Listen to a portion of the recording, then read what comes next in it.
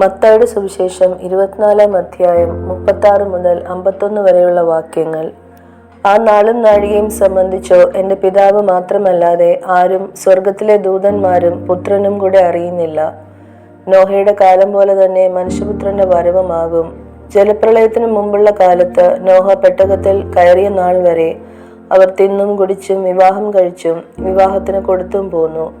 ജലപ്രളയം വന്നു എന്ന് എല്ലാവരെയും നീക്കിക്കളയുവോളം അവർ അറിഞ്ഞതുമില്ല. മനുഷ്യപുത്രന്റെ വരവും അങ്ങനെ തന്നെയാകും. അന്ന് 2 പേർ വയലിലിരിക്കും, ഒരുത്തനെ കൈക്കൊള്ളും, മറ്റവനെ ഉപേക്ഷിക്കും. 2 പേർ ഒരു തിരികല്ലിൽ പൊടിച്ചുകൊണ്ടിരിക്കും, ഒരുത്തിയെ കൈക്കൊള്ളും, മറ്റവളെ ഉപേക്ഷിക്കും. നിങ്ങളുടെ കർത്താവ് ഏത് ദിവസത്തിൽ വരുന്നുവെന്ന് നിങ്ങൾ അറിയായ്ക കൊണ്ട് ഉണർന്നിരിപ്പിൻ. കള്ളൻ വരുന്ന യാമം ഇന്നതെന്ന് വീട്ടുടയവൻ അറിഞ്ഞുവെങ്കിൽ അവൻ ഉണർന്നിരിക്കുകയും തന്റെ വീട് തുറക്കുവാൻ സമ്മതിക്കാതിരിക്കുകയും ചെയ്യും എന്ന് അറിയുന്നുവല്ലോ.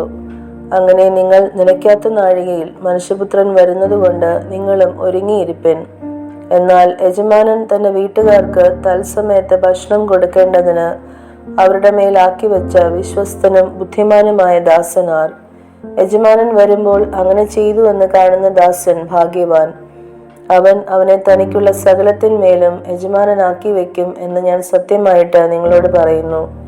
എന്നാൽ അവൻ ദുഷ്ടദാസനായി യജമാനൻ വരുവാൻ താമസിക്കുന്നുവെന്ന് ഹൃദയം കൊണ്ട് പറഞ്ഞ് കൂട്ടുദാസന്മാരെ അടിപ്പാനും കുടിയാന്മാരോടുകൂടി തിന്നുകുടിപ്പാനും തുടങ്ങിയാൽ ആ ദാസൻ നിരൂപിക്കാത്ത നാളിലും അറിയാത്ത നാഴികയിലും യജമാനൻ വന്നു എന്ന് അവനെ ദണ്ഡിപ്പിച്ച് അവന് കപടഭക്തിക്കാരോടുകൂടെ പങ്ക് കൽപ്പിക്കും.